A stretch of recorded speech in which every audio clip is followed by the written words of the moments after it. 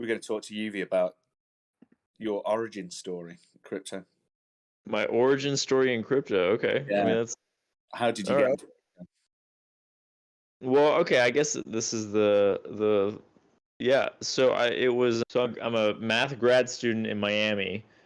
I'm living in this $1,000 a month, like the cheapest apartment I can find anywhere close to the university, and that was the University of Miami.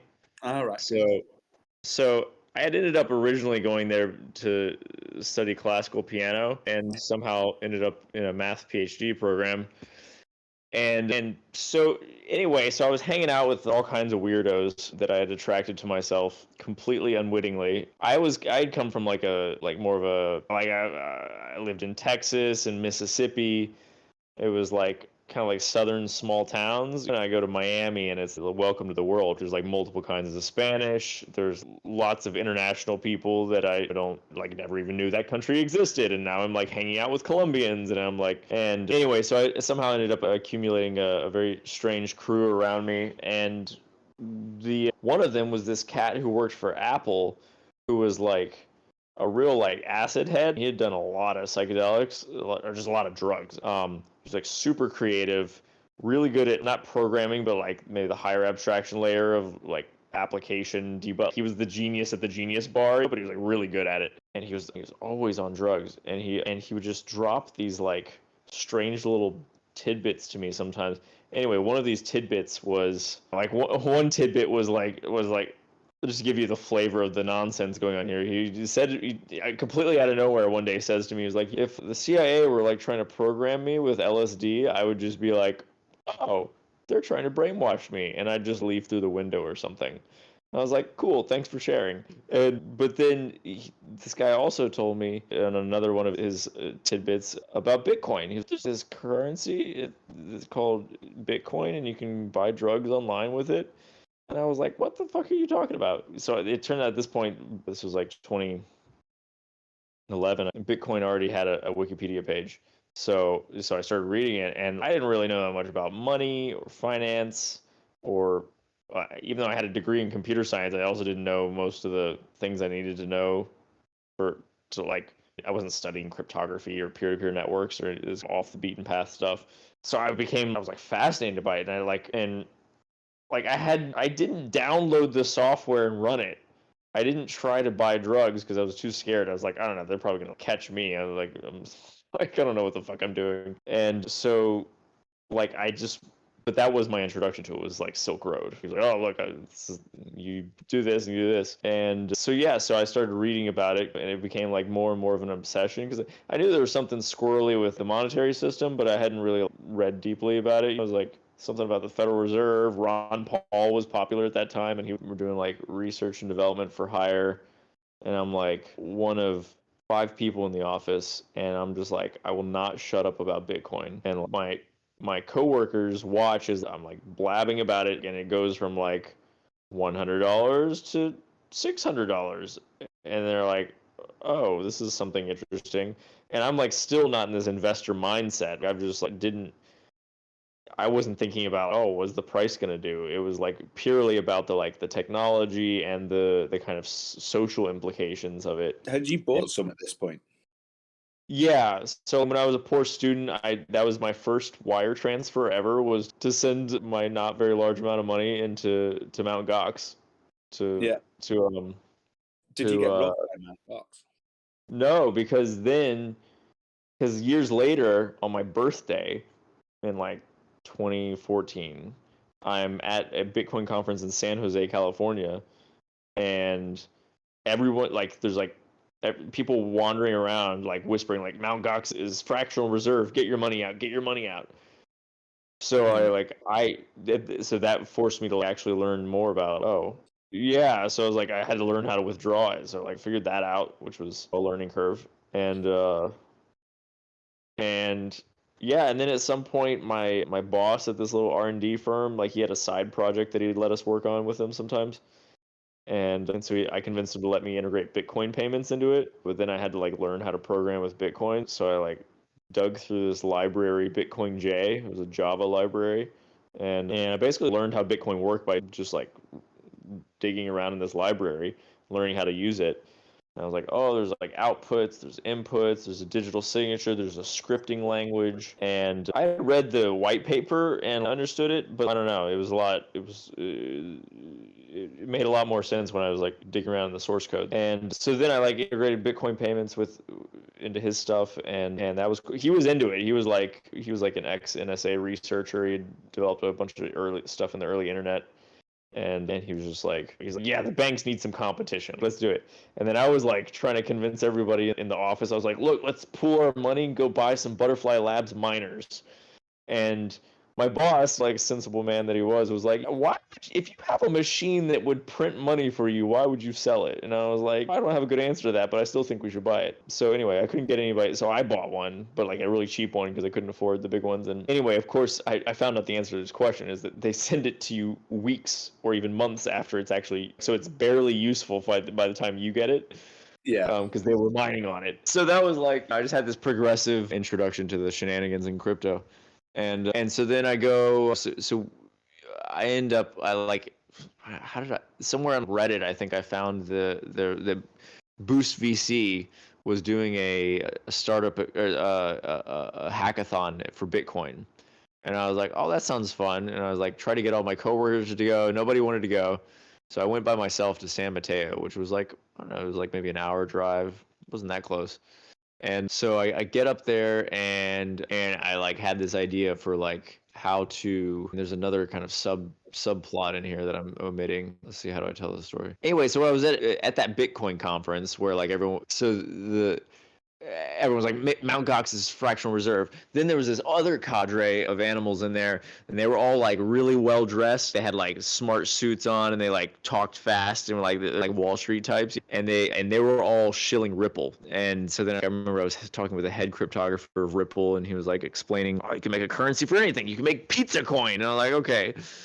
And I remember another character I met at this conference was some guy who tried to drag me into his Ponzi scheme called Coins for Kids, and he was doing these Masonic hand signals at me, and I was just like, I don't know what makes you think that I'm gonna do that back to you. Like, what are you doing? So there was Kids Coin this year that turned out to be a Ponzi scheme. It's like, Wow. There's even we've gone round the second or third iterations of the same Ponzi schemes now. It's just, I mean, it's a fine art. You can always make another Ponzi. Anyway, so I didn't take him up on that. At some point, I met this like DoD guy who was working on Armory, which was like the state-of-the-art secure thing. It was like cold storage for Bitcoin.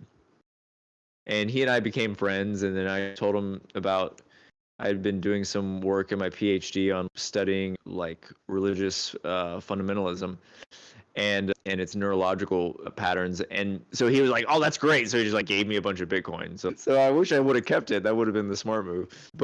So another character I met at this conference was this guy who was, he was some British guy, really pale. And I showed him this like AI visualization thing I had made. And he was like super into it, and he like disappeared and then reappeared a few months later, and he had this whole business plan. He was gonna help Bitcoin succeed by making it regulatable, and I was like still pretty young and naive. I didn't, it was like sounded plausible. I was like, okay, you sound like you're talking about it. Said, okay, yeah, so we got to make like all these like data analysis tools for Bitcoin. And I was like, okay, sure. So I started making this like all this stuff and grabbed the Bitcoin stuff and stick it in this database, and we need to like try to like de-anonymize these transactions. I was like, okay. So at some point, so I'm building him all these like tools, and he's like using them to try to raise money. And then at some point, he's like, oh, can you crack mixers? And I was like, I like look at some of these mixing transactions, because this was in the early days of mixing. And I was like, yeah, I think you can do this, because look, this is like you could actually match which transaction input goes to which output in most cases. And so anyway, so I was like writing the code for this, and then something just clicked in my head. I was like, fuck these guys. What? You were one of the creators of Chainalysis in the early bits, but then didn't give it them. The first Bitcoin startup I did that we oh, I mean, I'll get to that part of the story, but yeah, like basically the thing, we won first place in that hackathon, and it was because I made this like over the weekend, made this like visualization of of Bitcoin transactions, and they're like, you should do what's that name of that big like private intelligence contractor? It begins with a Teal's thing. Teal's thing, yeah. Fuck. Yeah, that's right. Anyway, so one. they're like, which one? I know which one you mean. Can't remember. Yeah, it was. They're like, you should do that for Bitcoin, and I was like, oh, and that was so it was Armstrong from Coinbase which wasn't very large back then. He was one of the judges on this hackathon. He was like, you could be the telling you to make the docs everyone Bitcoin tracker. Yeah. So the thing is, I had already made this, like, the reason I was able to do it so quickly over the weekend is I already made a much more advanced version for this British guy, and then I bailed on him. I was like, I don't really like what you're doing. I just told him, I was like, I don't think you should try to control Bitcoin. I told him, and he was like, I don't know.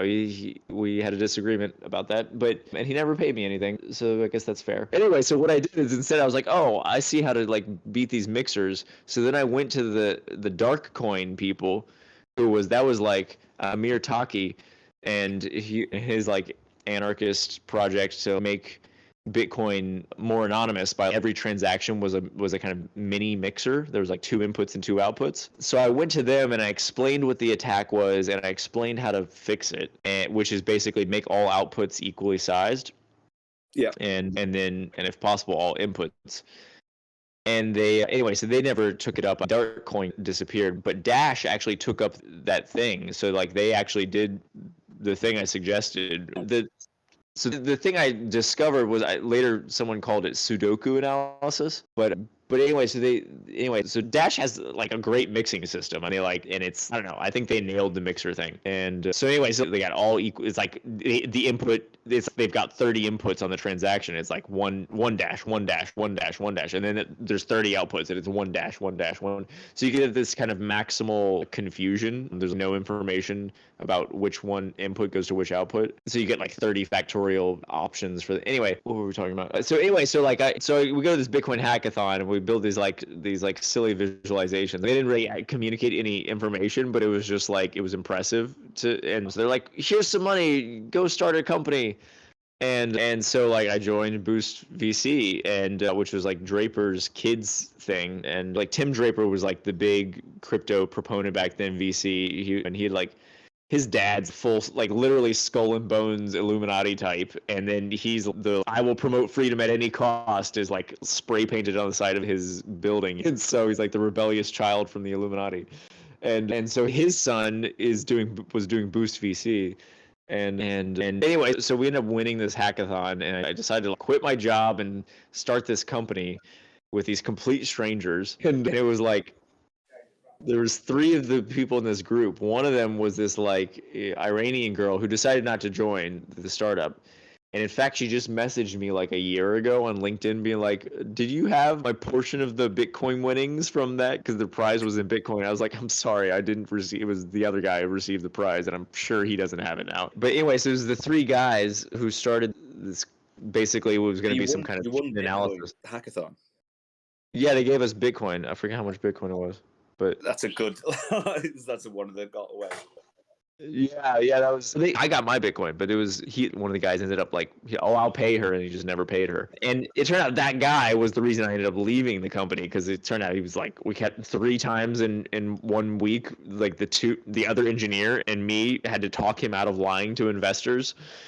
So it's like, all right, this is smelling real bad. And like, actually, Chainalysis sounds like a shitty like surveillance business model that I already rejected. So what am I doing here? It was a kind of chain analysis type thing. That was just because that was based on what the hackathon we did for the hackathon. And so like I had zero thought put into this, or who should I choose as my business partners? Or I was like, they gave us office space and they gave us housing.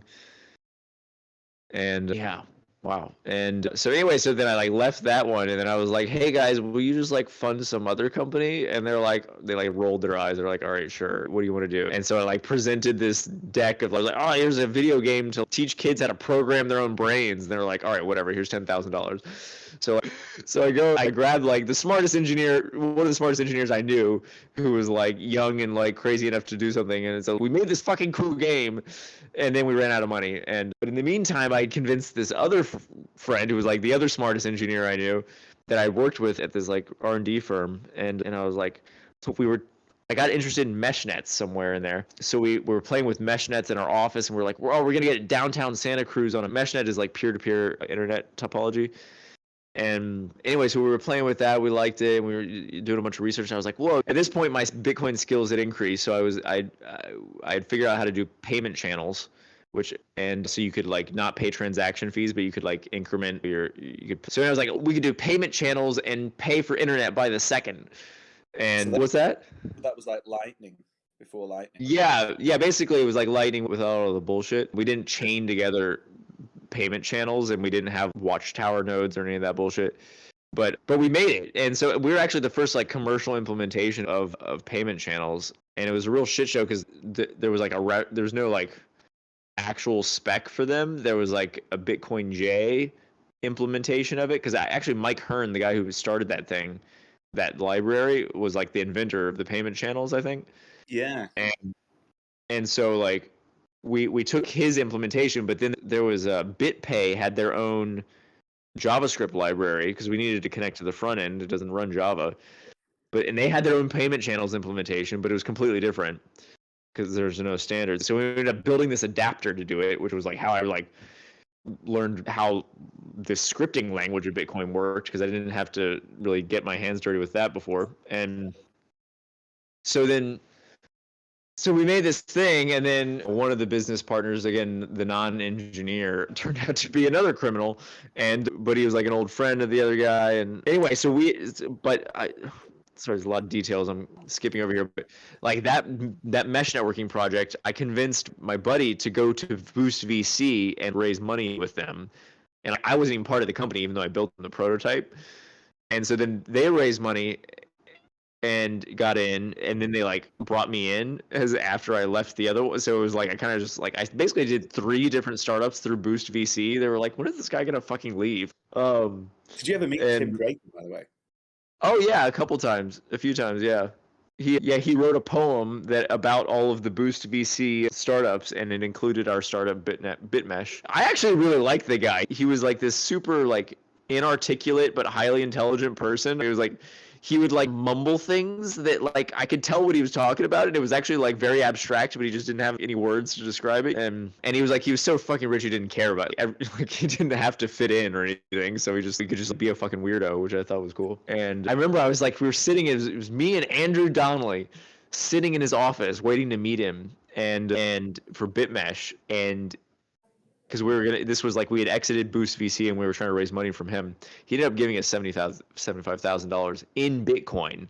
Wow. And actually, like, this company just liquidated last year or this year, and they tried to do a bunch of I left because of the business partner issue, but they ended up keeping the Bitcoin, and like they did all these different things, but like it ended up being like pretty profitable. And incidentally, the Drapers didn't get anything out of it, but anyway, so we're in his office. We're like talking about like raising money. We're trying to raise money from him, and I just look at this magazine on his desk, and I'll never forget this. It was Nation Builder magazine. And you're like, what the fuck is Nation Builder magazine? I've never heard of this. And like, I guess this is like the kind of magazine you subscribe to if you're a billionaire. You're just like, because you're like, how do you build up your nation? And they're like, I mean, this office was ridiculous. They had like front desk was like a desk, but it like was also the front end of a Tesla because I guess he had invested in Tesla at some point. And there was like 3 different venture capital funds that all shared this building. Anyway, so that was like a kind of crazy adventure. Anyway, so then at some point, so after I left Bitmesh because like they had another criminal in the founder team, I'd run out of money. I feel like I'd run out of credibility because like, I didn't think the Drapers would let me into the Boost a 4th time. And so I went and tried to join some other startup. So like I had very little like formal background in machine learning and AI, but like I taught myself it. So I talked my way into this AI startup. But they had just done Series A, and it was called Arimo, or it wasn't called Arimo at this point. It was called Adatao, which was like a terrible name, and so they eventually changed it to Arimo, which was slightly better. But that was fun. So then I learned we did like deep learning stuff for enterprise, and we did like training neural networks in distributed computing. So there's some video on YouTube of me at the Spark conference, like describing how to train neural networks on Spark, this kind of map reduce system. And yeah, I learned a lot, but it was just like I'm in the interviews and I'm asking them like, guys, just tell me you're not like making weapons for the government, right, guys? And they're like, no, definitely not.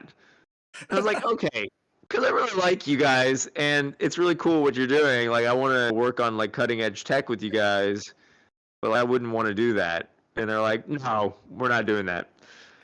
Anyway, so I get in, and then 2 weeks in, I overhear this conversation. This guy's just like salivating about this like intelligence contract we're gonna get. Oh no!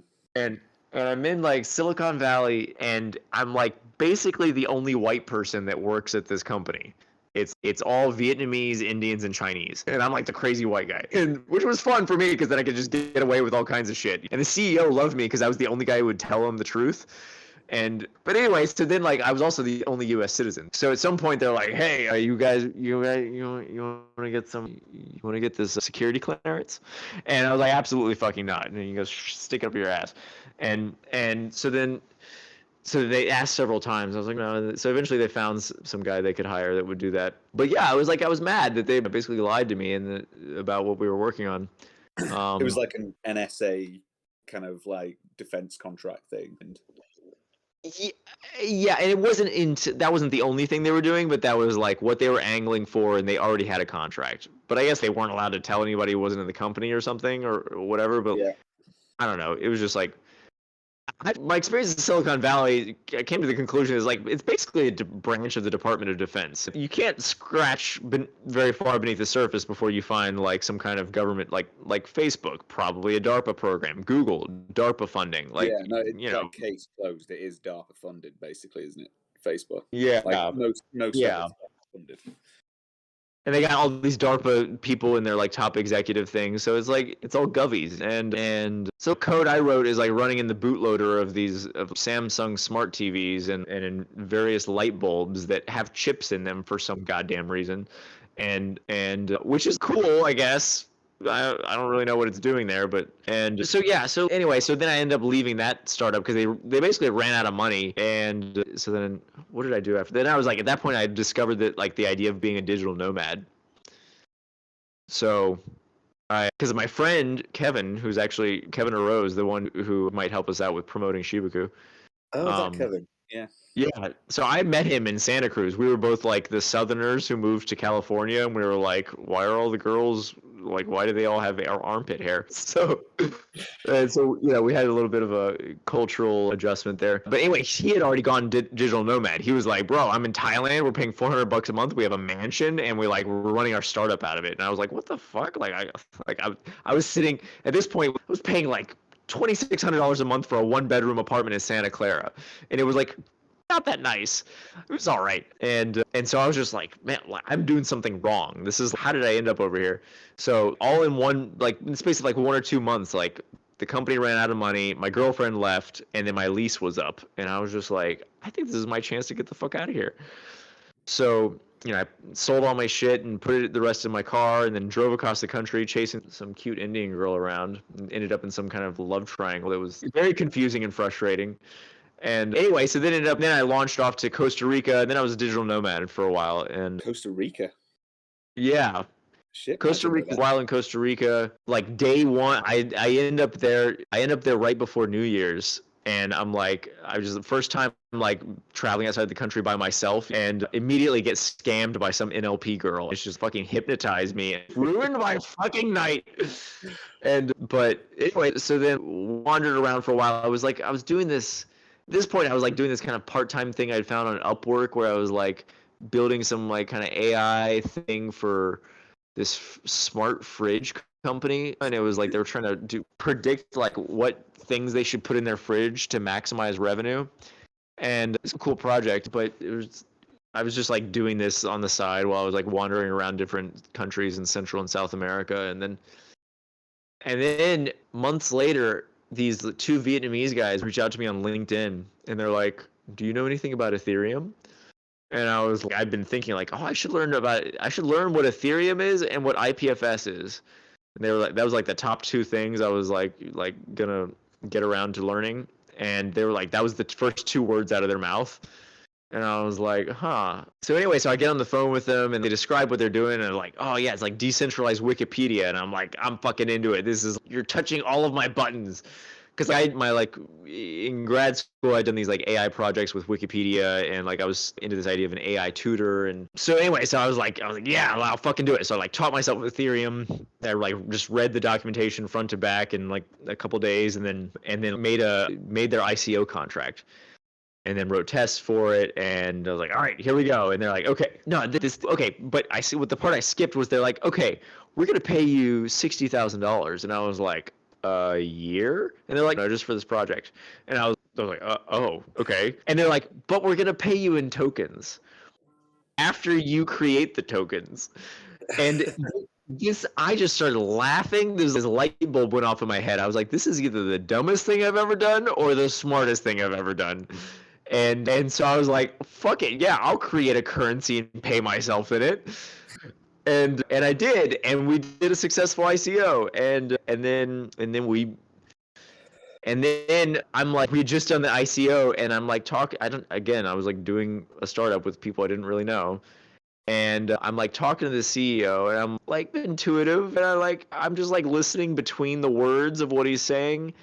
And I'm like, I figure out this guy's like planning to run off with all the money.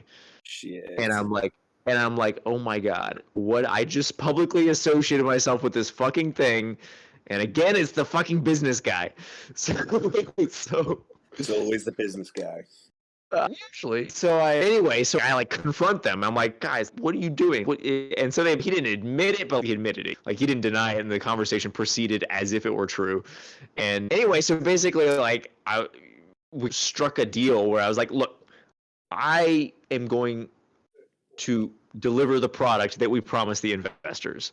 All right. So why don't you just come along for the ride? Let's do a real startup instead of a fake startup.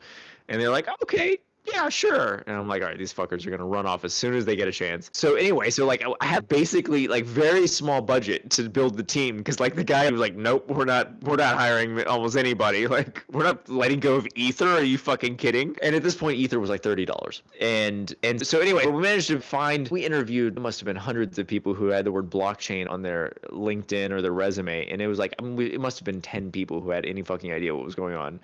There's like a whole phenomenon of like private blockchain engineers who were working for banks who literally know nothing about blockchains, but they actually worked on private blockchain projects. Yeah. So it was just like, I was like, wow, this is a fucking phenomenon.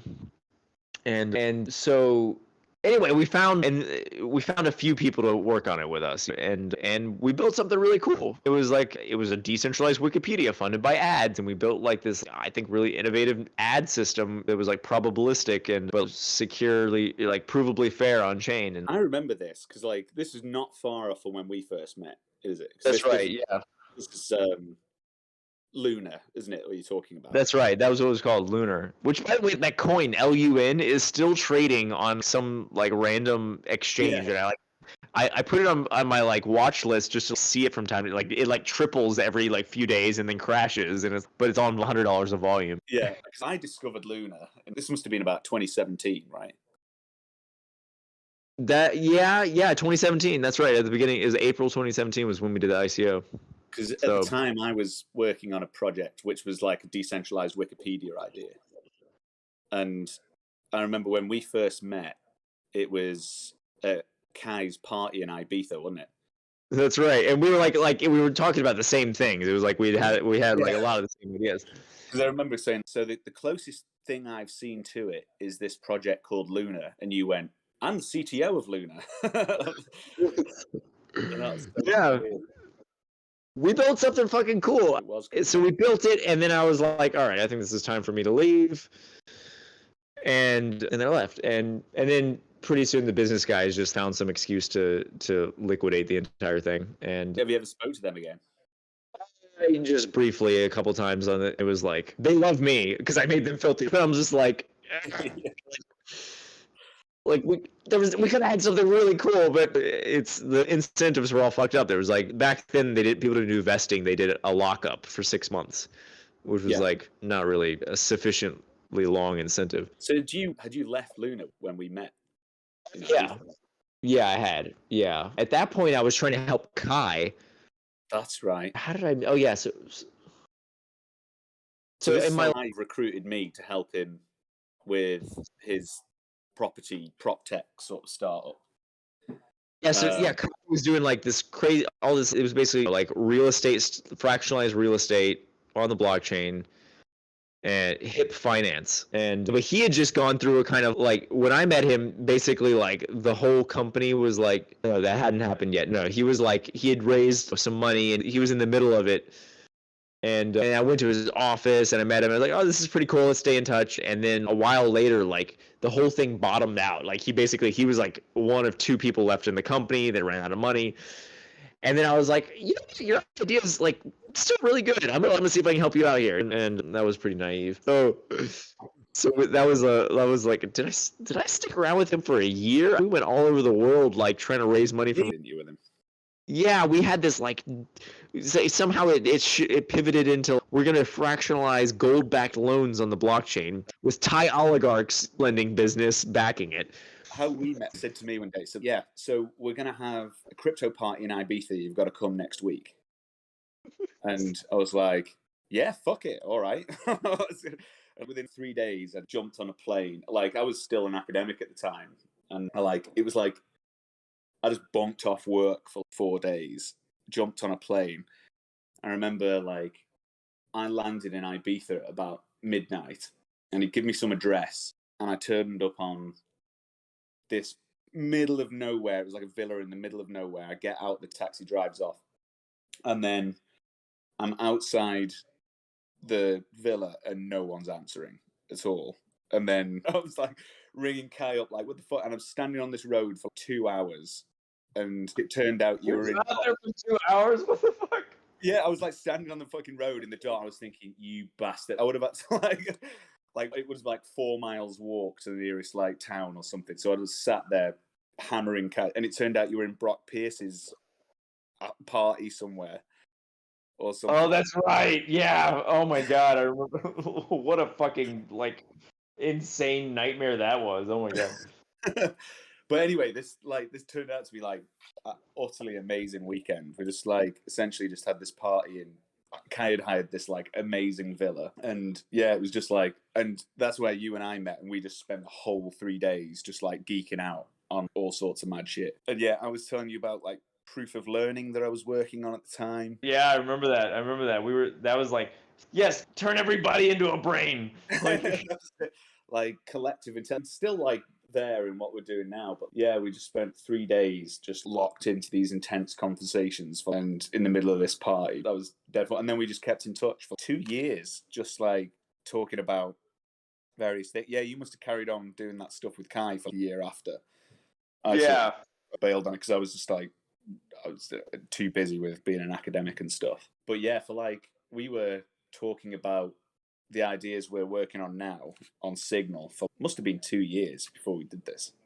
Yeah, I remember like sending you weird voicemails in the middle of the night while like wandering around Portugal with my girlfriend. Yeah, man, it was just bouncing ideas off each other for 2 years. I was like super obsessed on quadratic voting, and we were talking about that and how we could use it to simulate brains and stuff. It got super weird at one point. So yeah, that's where our stories started overlapping. Then we were like, so it must have been, yeah. So to end up where it got to the point where, yeah, we must have been talking like every week for 2 years about various ideas, and then yeah, I remember. Okay, so like chasing Kai around while also, okay, so I'd made some money on Lunar, so I was like, all right, like I gave some to charity, and then I was like, it was the crypto winter, so but I had some enough that I could like wander around without working for a while. So somehow I end up like doing a like around the world trip with a stripper, and pretty cool, honestly. Like, For the love of God, please write an autobiography. so well, and anyway, so like I'm in what anyway, but like this girl had really good taste, and so I'm like running out of money really fast, and then I'm also hanging out with Kai, and I'm like that's making me run out of money even faster, and because he always had the nicest villas. It was like, bro, don't you just get, do you have to order, like, aren't you trying to raise money? Like, what's going on here? But so anyway, so then at some point I'm in Bali. Basically, I'm in Bali. I had just come to Bali after, broke up with the stripper, and we anyway, I go to Bali and I'm like almost broke. I'm like basically out of money. And then I remember I end up getting somehow like my childhood friend that I hadn't talked to in 10 years finds me online because of some interview I did about crypto. And then he like somehow cons me into doing like this startup with him, like building a mobile app for him. So I have to learn React Native, build him a mobile app. It's like Tinder, but for low paying jobs. And it was like actually a pretty smart idea. And anyway, I make sure he pays me in Bitcoin. But then I run out of money too. And then I like borrow money from my dad. And then it was, what happened? So, pay me something. And then I got like enough money that I could I told my dad, I was like, look, Dad, I could pay you back or I could put your money into Ether. And he was like, all right, fuck it, put it into Ether. So I just sent him like a lot more money that I had to borrow from him just recently to pay him back. And yeah, and that was like so that was like I was like finally like not broke after like I was like a crypto millionaire, and then I was broke, and then again with Dr. Nick. Shit, man, I didn't know half of that. That's pretty wild. Wait, hold on, I can't hear you. What are you talking? And so I didn't know half of that. That was pretty wild. Oh yeah, I didn't want to tell you I was broke. Yeah, man, that's cool. So yeah, because I remember I managed to raise a little bit of money to get this off the ground, which gave you something to like get as the very first sort of prototype for markets. And then at the same time, Nick is here. He's actually in the group here. Introduced me to a VC, and this was like in DeFi summer in like 2020. And yeah, we went from like an idea and a website and a white paper to like raising the money in 3 weeks. It was nuts. It just all happened so fast. It was crazy. It happened mega quick. And yeah, and the rest is history, man. We've been at it for must be 18 months ago now. Something like that. Is it? Wow. Yeah. Must have been. I think it was because I remember I'd had the year from hell in work because it was the year that the pandemic started in university, and I had to train like fucking hundreds of academics how to like these people barely use email, and I had to train them all to teach online. And yeah, went from just like 6 months, just had a baby, and then 5 months of training teachers in Zoom, and it was just like Microsoft Teams is just hell. And then I was like, that's it. I'm done with academia. I can't cope with this anymore. I'm like, I'm never doing this again. So I was like, right, now is the time to get into crypto. And it was like straight after. It was like 3 weeks after the term had ended. It was like the students left. So it must have been like July 2020 and then like August. I think it was by the end of August we were up and running. Yeah, that's right. That's right. But yeah, man, that's a hell of a story. You've been Bitcoin from 2012, 2011 to now. It's a long. You said you left crypto for a bit, didn't you? After a while, did you just fed up with it? Or? Yeah, I was sort of like it was. I don't know. I've taken a variety of breaks, but basically, like during 2018, it was just like I don't know. I didn't really work, so I wasn't really paying attention to crypto. I was like trading a bit, and then I just realized I was just like hemorrhaging money because I only knew how to trade in a bull market, and so I was like, oh, this is not as easy as I thought it was. Yeah, when you buy anything, and it goes up, it's a lot easier, isn't it? Yeah, I thought I was a fucking genius. So anyway, so like I was like at some point I was like, all right, just stop trading, Chris. And yeah, so I didn't pay that much attention to crypto at that point. Like I helped Kai out with his thing, but I was basically just using stuff I already knew. And then Nick, you were the one who booted me up on DeFi. Yeah, you dragged me back in, and you were like, do you know what's going on in DeFi? And I'm like, what? And then so every time we talked, there was some new crazy protocol you were describing to me. And I just was like a lot of people got shaken out in 2018, and certainly like Nick, who's here as well. We'd go to meetups in London. Got to the point where London was like bouncing crypto parties every night, and then it just get to no one. You'd turn up these things. It was the same 8 dudes like you saw at the last crypto meetup, and then Nick was one of them, because he was doing a Bitcoin project with Commerce Block, and yeah, it was just like, but I just remained completely obsessed on it all the way through the bear market, but it got super grim. But yeah, it was DeFi that was like, oh shit, there's all this new stuff booming out, and it was when the money printing started, when the tokens kicked back in, because there was a period where no one believed in tokens anymore. Like I was doing token economics. And everyone was like, tokens are dead, Nick. For God's sake, give up on it. Like, it's never coming back, ever. That was a one-time thing. And then DeFi basically legitimized the tokens to be a thing again. And then I'm pretty sure that kickstarted the whole bull market. I think so, yeah. Yeah, it was just like, yeah, and like liquidity mining and rampant money printing is like I remember reading the Uniswap white paper like years before, like years ago. Me too. And because Vitalik was there's some Reddit post with Vitalik like talking about like how this is a great fucking idea. And I was like, okay, like he probably knows what he's talking about. So I'll go read about Uniswap. I was like, oh, that's pretty cool. Okay, yeah. And then I was like, then I put it down and didn't hear about it for 2 years until like suddenly they're doing billions in volume. Yeah, that was it was actually like Robin Hanson guy came up with prediction markets. He came up with automated market makers as well. Oh, did he? Wow. Yeah, and that's Vitalik was referencing him. XYK AMMs was like, yeah, he just threw it around in like a Reddit post, and then what's his face from Uniswap, Hayden, made it at Hackathon. That's where Uniswap came from. All kind of came from there, actually. But yeah, has anyone got any questions or thoughts or? All right, let's talk about the first one. I think the first one might be more entertaining. And okay, so I'm just like working my way up to going nomadic, and I reconnect with. Okay, so how did I originally meet this girl? So I just moved to California. Rewind it like a year or two.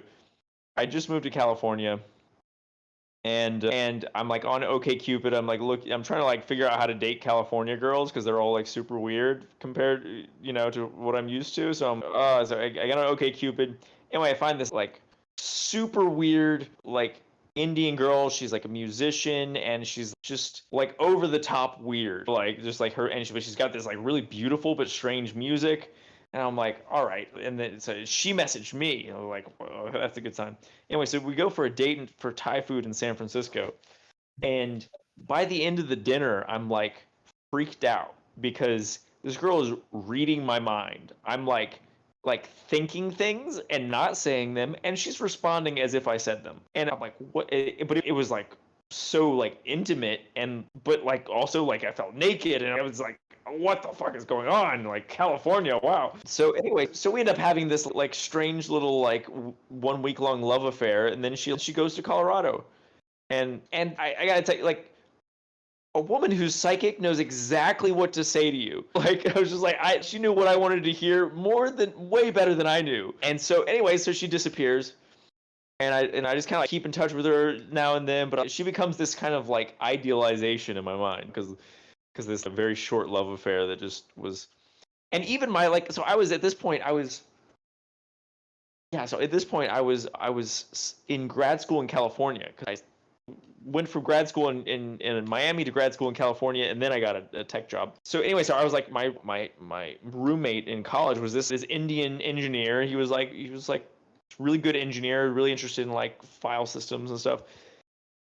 And anyway, I remember like he meets this girl and he walks in and he's like, what the fuck is up with this girl? And I'm like, I know, right? And she just like walks in and starts commenting on all the things I was thinking about. And so it was like, it wasn't just my craziness. And anyway, so she disappears for a while. Fast forward a few years.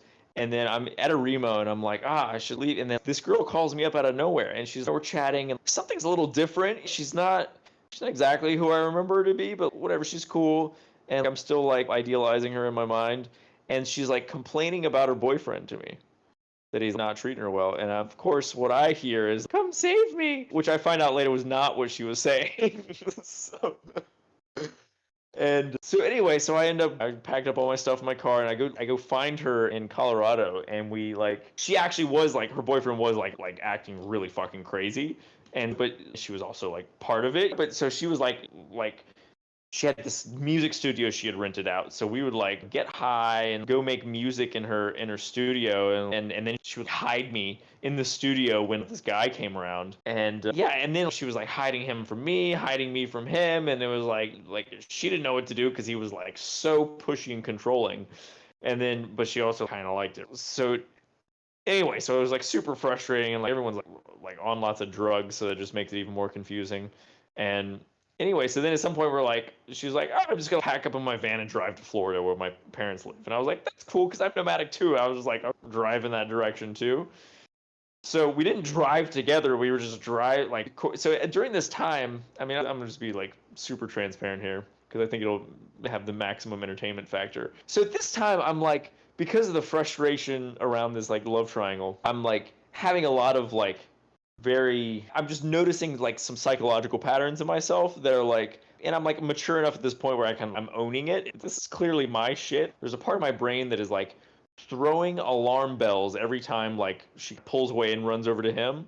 And it's like high cortisol, like this is a life or death situation. And I'm like intellectually, like this is not a life or death situation. This is like just some like silly like love triangle. But so I could like quarantine this part of my mind and be like, okay, I'm just like, you shut up. I don't know, but I couldn't turn it off. And I'd be like, okay, maybe if I like smoke weed and just kind of like sit and meditate on it, it'll work. I could investigate it, but it was like it wasn't really going away. I couldn't really touch it. I could just watch it throw a temper tantrum. So anyways, I was like, all right, this is something I need to like address. So I decided to do what we in California like to call psychic surgery. So I was like, all right, so I end up in Tennessee at the same time as this girl. We're both individually traveling across the country. And so I rent out a lover's cabin in the Smoky Mountains, knowing full well that she is not going to come there with me. But I just needed to maximize the impact I needed to like really expose this wound. So I go in this lover's cabin and I invite her and she just ignores me. And so then I take 6 hits of LSD and I'm by myself. And so I'm like doing Qigong and then I'll just melt into the bed. And then sometime later, I'm in this kind of like oneness state, but it's not quite oneness. It's all my language systems hadn't totally dissolved. It was just in its most primitive form. So it was like either I'm like the only thing that exists, or it's me and my mom. And then it's like mom appears and then she like disappears. And I'm like, this is terrible. And then she reappears and I'm like, this is amazing. And then she disappears. And I'm like, this is terrible. And so I'm just like in this kind of like 1-year-old, 2-year-old Christopher state. And I'm like, all right, and I have no idea where I am. And I like look over at the clock and I can like I have no idea what a clock is. I have no idea like what this like there's some little voice in the back of my head like maybe you should like not leave the house until you know what that thing says. I was like, okay, that's cool. So I wander over to the bathtub and I like somehow I figure out how to turn the water on. It's not too hot. I'm like, then the warm water goes up to my chin, and suddenly the whole character of the experience changes, and I'm like, I am my mother giving birth to myself. So I'm like identified with, so I have this like union with the divine feminine, and like I feel all this like what it feels like to like have all this like sexual power where I can just make men like do things for me, and this sort of and like the ability to like create another human, and just this kind of disdain for you stupid fucking boys, you have no idea like what life is about. And then I have this birth experience because I was like in this womb like state. I'm in this like hot bathtub tripping my ass off. And so then it like that the whole like feminine part of the trip kind of concludes, and then it turns into this like masculine part, and I'm like this like giant black and gold tree cock erupting from the earth, and it was like this feeling of immortality, and there's like Valkyries like flying around, and I'm just like I feel fucking immortal. I'm like this sort of. And so anyway, so I hadn't talked to this girl in a while. Eventually the LSD starts to wear off, and I immediately noticed that my mouth tick is gone. I used to have this thing where I was always biting my lips and like chewing, like classic oral fixation stuff. Anyway, it just stopped. I could feel like this impulse, like it would start to manifest, and then just like before it got anywhere close to my actual lips, it would just dissolve. And I was like, wow, okay, so that was like some indication that the surgery was successful. So then I'm like coming down and I call this girl up, and she just like somehow answers right then. And we have like for the first time in a month, have like a nice, normal, like fun, chatty conversation. And anyway, so then fast forward, like we're like somehow hanging out at her parents' place in Florida, and she anyway, this guy is turning into a real stalker, and like to the degree that like her father is like getting involved to defend her, and like now the phone goes to her father instead of her, and her father keeps telling her like, why don't you, what about this Chris guy, he seemed like a nice guy, and anyway, but she was real confused, and it's weird because like at this point, like the whole experience before of her being like super psychic was gone. Like for whatever reason, she just was like just a normal, like not a completely normal, but she was like this kind of like pothead hippie girl who was good at making music. And yeah, the anyway, but like she couldn't kick this guy away, and it was super frustrating. So I was just like, I just ended up leaving. And I think at that point I went to Ukraine. I think, why did I go to Ukraine? I'm trying to remember. There's some other like hot, like, the timeline's a little bit wacky. I'm not exactly, because I didn't go straight. Oh, because yeah, so I had already explored South America, and then I went back to Florida to meet up with her again. That's what it was. Anyway, is anyone still there? I'm like, it was 6, but yes. That's an answer to that question. So yeah, I figured that one would be more fun than the traveling with a stripper was fun. It was like, but less entertaining than that, I think. Community calls got into interesting directions. Have you recorded this one, Matt, or not? Yeah, thanks. I appreciate that, guys. Has anyone got any other questions for Yuvi about his crazy story? I didn't know half of that. It's pretty wild, man. Pretty wild. Matt, will you also destroy your hard drive? There's several incriminating things. Book. Oh, Drugs, crypto, and smart contracts. And strippers. Did we mention strippers? look. I've had a pretty interesting life. Yeah, I'll probably write a book at some point, but it's not over yet. It's just about to get even more interesting, I think. I think so. I'm 34, 17. It's a great decision. In retrospect, it was like, it really cleared up a lot of like confusion in my head about it. Yeah, it was definitely a little bit Frankenstein. Like there was a little bit like I wrote a poem about that trip, actually. I don't think it's online anymore, but I didn't know you were a classical pianist either. yeah, that was my whole. I was like an autistic teenager, and I was like, oh, where do I put all my angst? I guess I'll just obsessively play the piano. Do you still play? Oh yeah. We pretty regularly I have a keyboard here, and it's usually like it's not really so much classical music anymore. It's more like goofing off with like Zach is a good guitarist, and so it's all improvisation. We just make up stuff and. Yeah, I remember when you were in Ibiza, you had a ukulele with you. That's right. Yeah. I still got a ukulele, and then still doing the improv stuff. Yeah, you know what? I'll post. I don't know where to post it, but I have a SoundCloud that's still up. I haven't, which is mostly just me like taking drugs and recording music on the piano. But you should share your geometry stuff as well. Oh yeah, I need. Yeah, I made these like cool visualizations of geometry, but I need to put it back up. The website went down, and I want to put it on, make it like a .eth domain. So anyway, yeah. I just need to, maybe I'll do that this weekend, then I'll share it.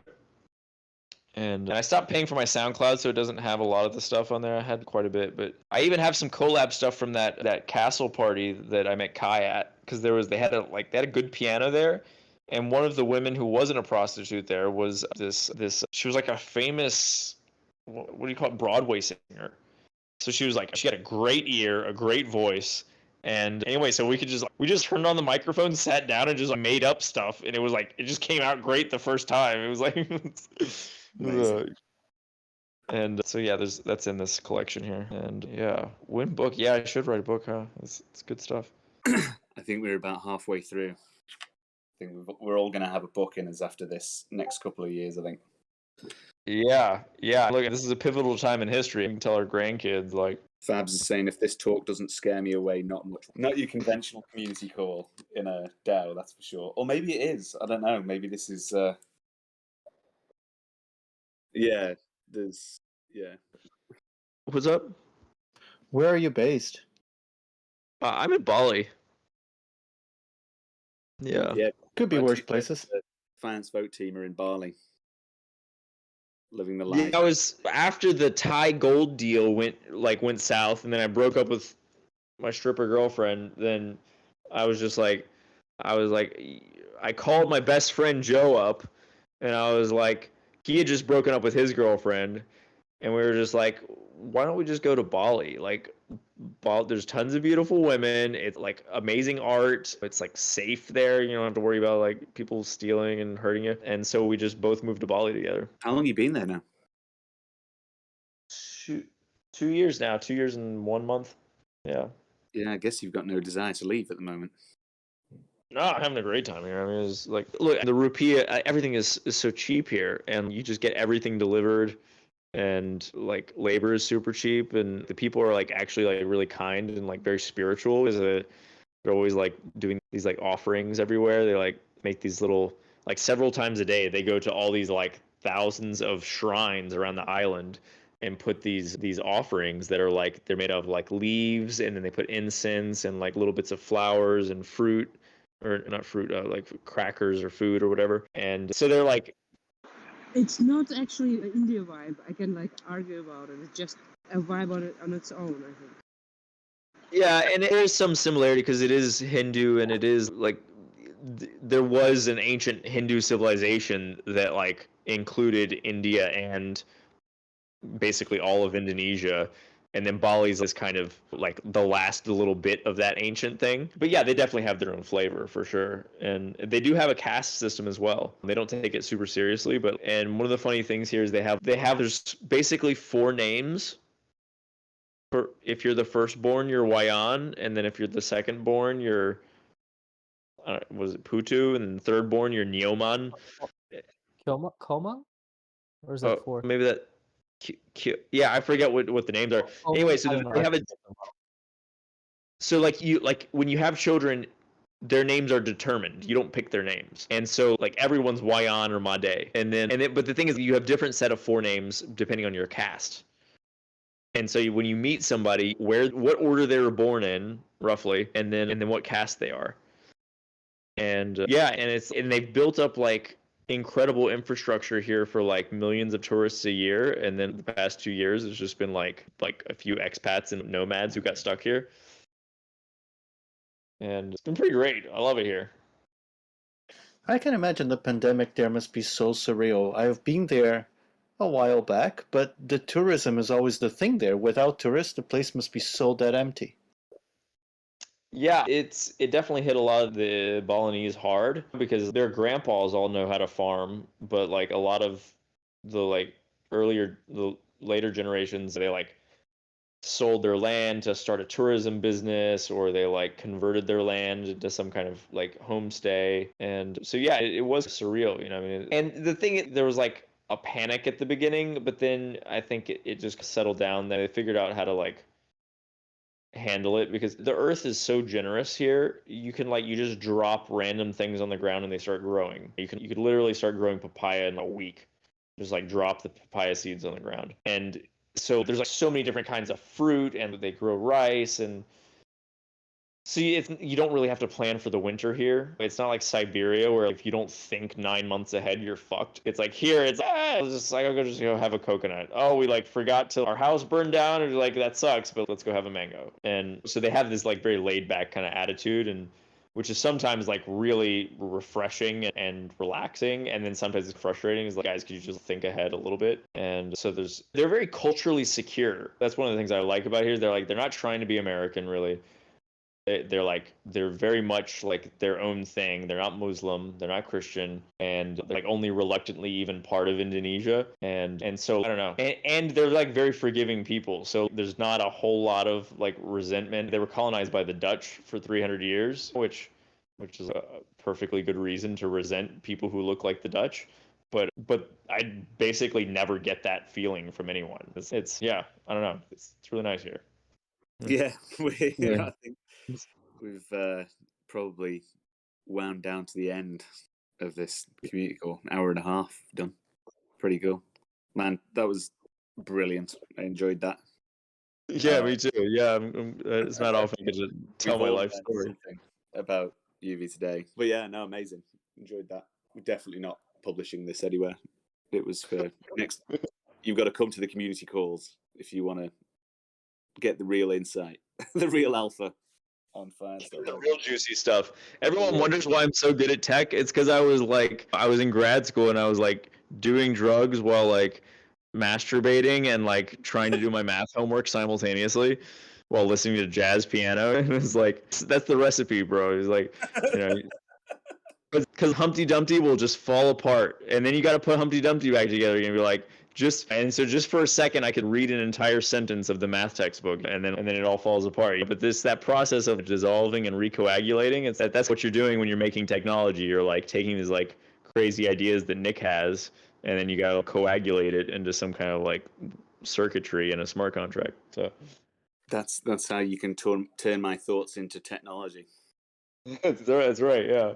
That's like pretty magic. I think it's lightning in a bottle stuff, man. There's like, I always just think, but there's like a crazy set of circumstances led us to one another, and yeah, it's just like the chances of us being in this situation right now, pretty crazy. Yeah. Look, the universe knows how to entertain itself. You know what I'm saying? We are just part of the cosmic ballet of It's I mean, gonna like get it's like literally have all of eternity. What are you gonna do? Like, obviously, you have to do some kind of silly, crazy game to keep yourself. and like a lot of the stuff that we're working on, it just feels like inevitable. Do you know what I mean? Even if it wasn't us, someone else would be doing it. And so there's other people running at the same thing. There's like this kind of convergence, this idea of technological convergence. Where Yeah, and it's like some things want to happen. yeah. Sometimes some things need to happen. Yeah. Yeah, and it's like, where do dreams come from, huh? Or where do thoughts come from? It's like, these are my thoughts. And you're like, what did you patent your thought? Like some like sequence of neural firings happened in your head, and you think it's yours. There is like a collective consciousness, right? Like all the raw materials for the ideas turn up, and particularly in open source world, they propagate a lot quicker around everyone. Do you know what I mean?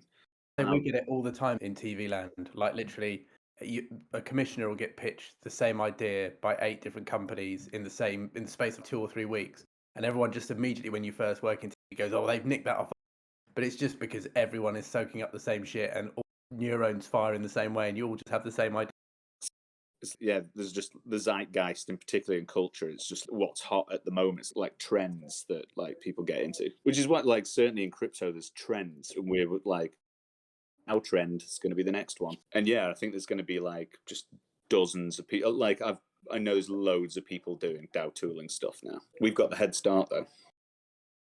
We've been thinking about this for a long time, so I think positioned for it. And it'd be great if we do it, and I just want it to happen. There's something really wonderful on the other side of this process, and I view as there's so much space in this industry they don't really have to compete with each other. Yeah, there's a certain benefit to it because like you like learn from each other and try to one up each other. And it's people like will often say that, oh yeah, we're just all about openness and collaboration, but when you get down to it, they're not. At the moment, right? Yeah, the attention's a finite resource, and like I think the DAO thing will be there'll be a bunch of teams running at the same thing, and yeah, you want everyone to use your contracts, and there's only so many users and all that sort of stuff. Yeah, but there's still a lot of people. So attention is scarce right now because there's not so many people into it. But if the trend grows faster than the amount of projects, then it's fine, right? Yeah, I think, like I said, I think DAOs have the potential to be a bigger adoption vector for crypto than even NFTs are. Because I just think and it's such a more meaningful way to get involved in crypto than just trade. I'll go work for a DAO. Like that's ultimately what the reason we're doing all this stuff is so that we can organize better as people. It's not so you get a bigger number on some screen. Yeah, there's something very human and fundamental about the desire for community as well. Like, and it's also the difference between speculating and producing. Yes, and I think fundamentally it feels better to be part of something productive rather than just making money out of the markets. But there's also like a well-being. There's a state of well-being that arises from collaborating and being on the same page with different people. If you feel like you're working on something, there's nothing more magical than being on the same page with a group of people working on something together. Post-consumerism, like when consumerism no longer offers like a buzz, where do you go? Like I worked for the thing I did for many years was construct environments where people learn together, and I had fleeting but occasional moments where I'd have 50 people all hit the same vibe and hit the same wavelength and working on a shared thing, and it was just like electric. You know what I mean? It's like a very specific social phenomenon. Yeah, like people say like group coherence, right? When you Yeah. start like all vibrating together.